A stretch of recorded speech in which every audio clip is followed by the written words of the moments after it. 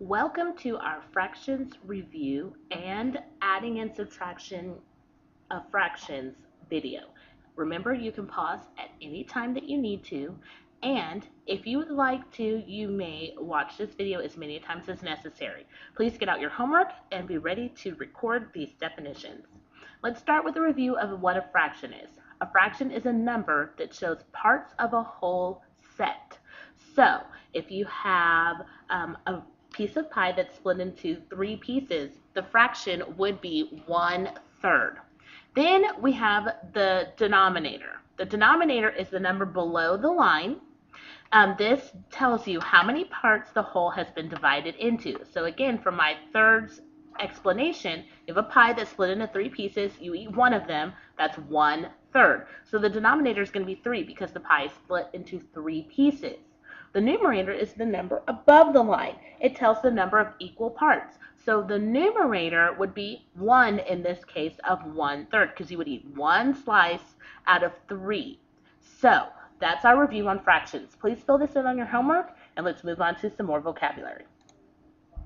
Next, we have different types of fractions. We have an improper fraction. This is a fraction where the numerator is greater than the denominator. This fraction represents a value greater than 1. Then we have a mixed number. This is a number that has both a whole number and a fractional part. So let's look at what we have here. We have improper fractions, 15/4. I want to go and convert this into a mixed number.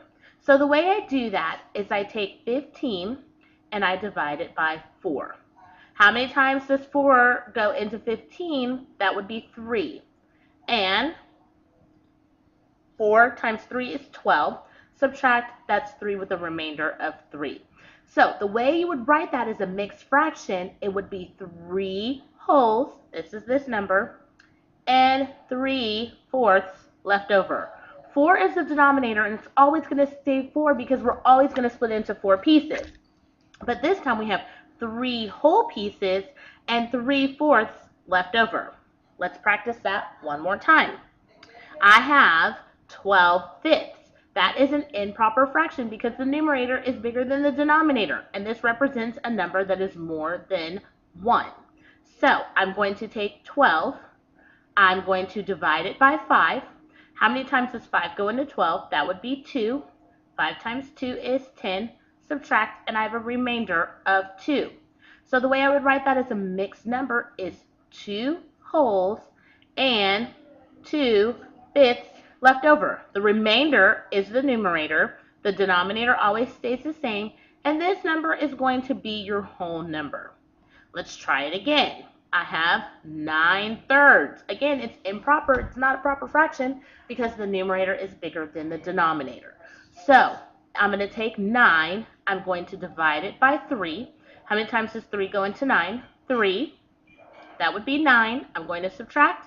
So my whole number is just going to be 3. There is no fractional remainder. So on this one, the whole number is 3. Here we have some mixed numbers. It's all mixed up because there's a whole number and a fraction. So I'm going to do the opposite here. I'm going to take the denominator, multiply it by the whole number, and add the numerator. And we've done this before. This is just a review. 5 times 6 equals 30. Then I'm going to add 2. So my improper fraction that I'm making is 32/5. The denominator always stays the same. Denominator times the whole number plus the numerator gives me an improper fraction. Let's do that again. If I have this mixed fraction and I'm going to take it and turn it into an improper fraction, I'm going to take 8 times 5, which is 40, plus 6 equals 46.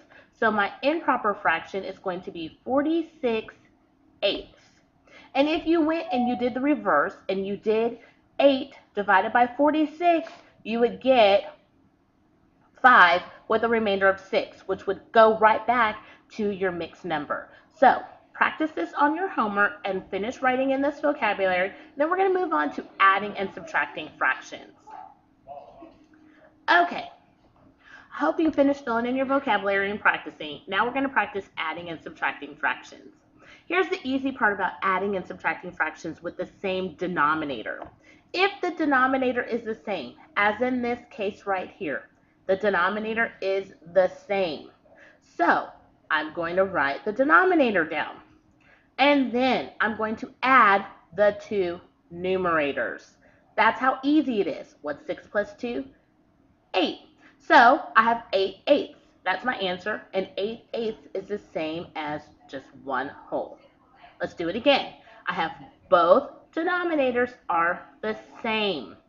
So I'm going to put them as the same because the denominator does not get added. It's the same. 4 plus 2 is 6. So 6/7 is my answer. Same thing with subtracting. The denominator does not change. I'm just combining these two fractions together. So, or actually I'm taking them apart this time. 2/5 minus 1/5 is 1/5. Over here, I have 9. I'm going to subtract again. 3/9 minus 2/9 gives me 1/9. The reason that this is so easy is because you're dealing with the same fraction and the same denominators. So that's why it's so easy to add and subtract whenever you have denominators that are the same. And I'm sure you're wondering, well, what do you do whenever the denominators are not the same? And that gets really complicated. So if you would like to ask your teacher, that's okay. But I'm not going to explain that in the video because the concept that we're learning is adding and subtracting fractions with like denominators. Okay? If you have any questions, please come ask myself or Mrs. Drake. Have a great day.